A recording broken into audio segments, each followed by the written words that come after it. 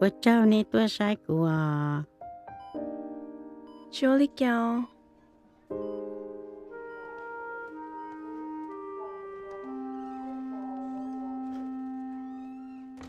Cô nia, em này tại sao bây giờ rong mà? bé chỉ bảo Ok, Jehovah har chú khâu kia nữa sự. bên này Jehovah tua ý giả lo bán nữa rồi có bên cho cá Jehovah chỉ lên tức lo hồn tê tê Giêsu, em này bắt tôi này tại sao lý kéo nó? Có bốn nhóc cá, Jehovah chỉ có ada nhón đệm bảo lý cha.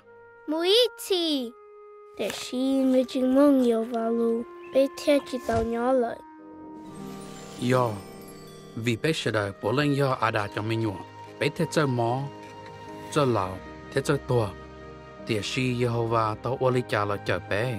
Jehovah kia Giêsu muốn được cho xia, là bảo cho ở đã mua bóng lợ. đâu khó đi trong lý cha 就看那种地里阿达，天梦有话路是， giờ là bé ôi Jehovah cho ôi ní chế mua tuần gây chỉ bé thêm mua cho cái chế xía ôi yêu nhau tao mới ít chỉ hồ lúc vào cá xía cho cái chế xía nó bắt tao bé nhiệt hồ tới cái nhau xía ôi bé đâu trong lý ta xí nó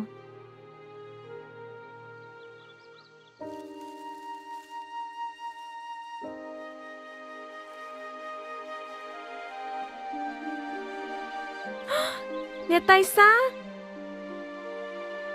Có sao nè tay xa?